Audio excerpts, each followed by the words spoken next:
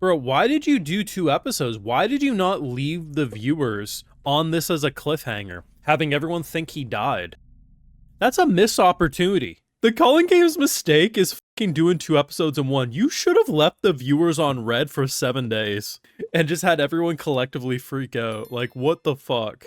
Washing dishes over there. Oh, we washing blood off our hands. God again. Oh, boy. You been up to some stuff, huh? What's been going on since last we saw you? Never forget, most important meal of the day, breakfast, no matter if you're fighting monsters or not. Ho ho ho ho ho! An interesting predicament he never expected to be in. Oh, don't tell me he pops his head. Oh, it's that fucking bitch. I forgot about you. Oh. So essentially, he plans his movements ahead of time, but at intervals of 24 FPS. So, oh my, this is some Jojo level powers. So Gojo set this up long ago, but I generally do believe it was a missed opportunity, not making the viewers suffer and speculating on this. I think it would have been more satisfying. Juji, I'm so proud of you. Let's just say he's my big bro, okay? Let's just fucking leave it at that. He wants me to say it, I'll say it. Cliffhanger we would have had if they didn't air these episodes early in theater and it wouldn't have been spoiled for the casual audiences. Would have been crazy. 7 days of people tearing their hair out. Is he really dead? Everyone's saying, of course he's not dead, you idiot. It would have brought me great joy. But otherwise, 10 out of 10 episodes. Going as far as the video though, make sure you drop a like, share, support, subscribe if you're new around here, and Patreon's where you can catch my JJK reactions, all this and more, which does also help fund the channel videos just like these, so you can consider supporting if you so wish. And I'm not even clickbaiting you, like, people are gonna be like, oh my god, what did he do? What happened? What was the issue? But I'm not even exaggerating. I legitimately think missed opportunity by not having a week break between this. Apparently, it never could have happened anyway. I didn't even realize they did an hour-and-a-half movie recap thing where half of it was recap and then the first 2 episodes of The Culling Game were aired in theaters.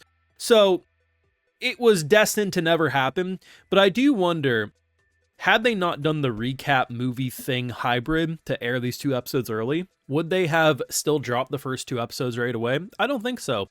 And I do think this would have been one hell of a cliffhanger because I wasn't sure why he got stabbed, and I was fairly confident he died, but I knew he was going to come back, right? Like, we aren't going to go too crazy with it. But it would have been such a fun cliffhanger because at this moment, right, considering what we knew about Yuta, what we've seen in JJK 0, like everything going on, like why would he of all characters want to kill Yuji in this moment? That would have been super fun to discuss.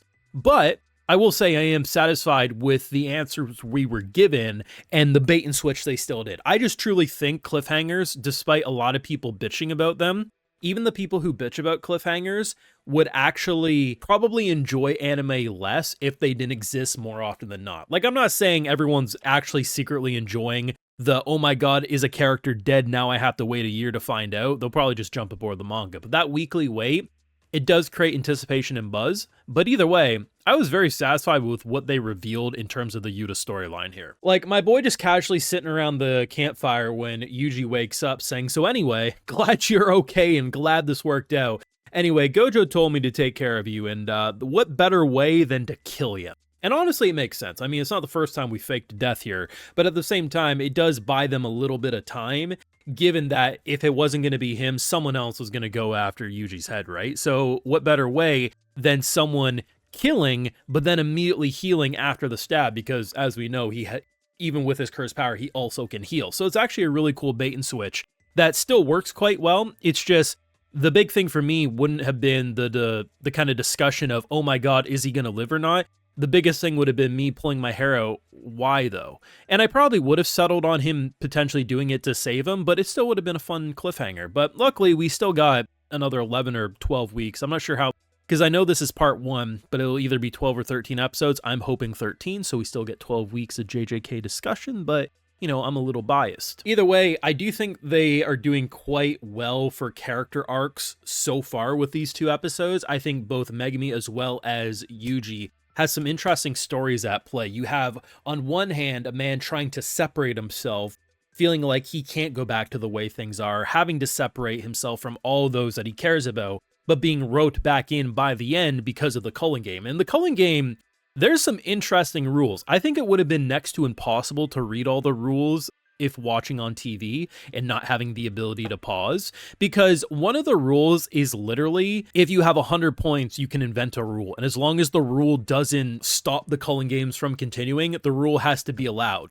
So that's going to come into play majorly, and I'm not sure how crazy that's going to get, but at some point, someone's inventing a rule that's gonna fuck with everything, and I'm here for it. And then I think the most interesting thing about the first episode, minus the fun Oonga Boonga action, which did have my jaw on the floor, was, okay, someone dies, so who's gonna be the head of the family? And probably the worst person was picked.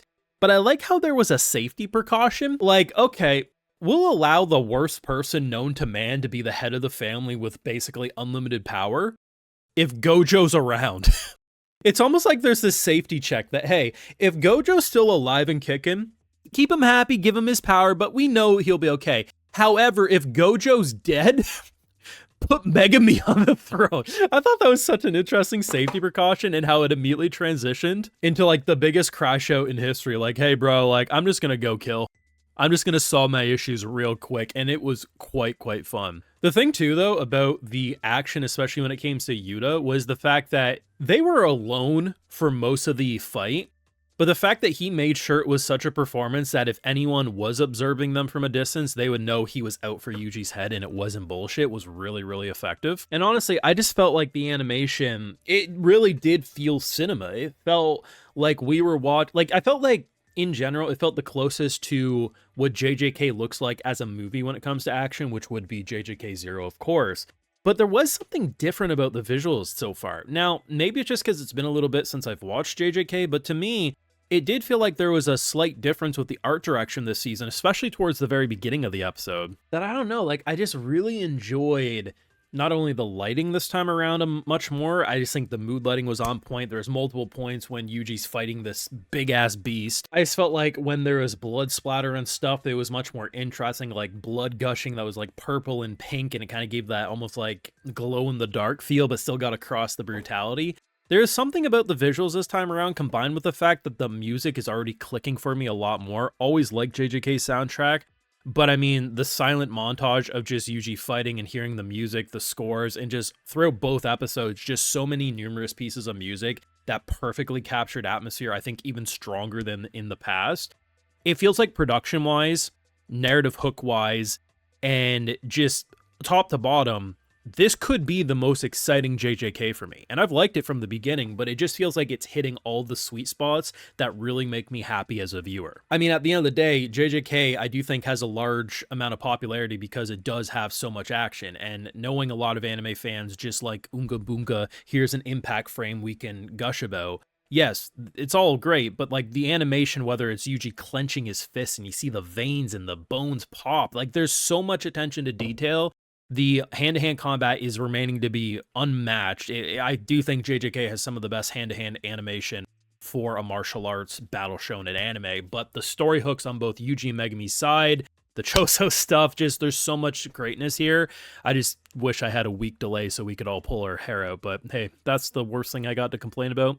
It came back swinging. Your thoughts down below, drop a like, share your support, subscribe. If you're new around here, Patreon is, of course, where you'll catch my full live reactions. Also, more like, hey, I love to give video shows to my patrons, because without them, you wouldn't get these videos at all. All right, so today we got L.A. Ray, Plato's Chicken, Jimmy Carroll, Ron Was Taken, Holmes, J. Monaco, 1000 CH, Cody Tiffany, White Link, and we also have N-Duck. So I appreciate the support. Please take care. You know, have a good one.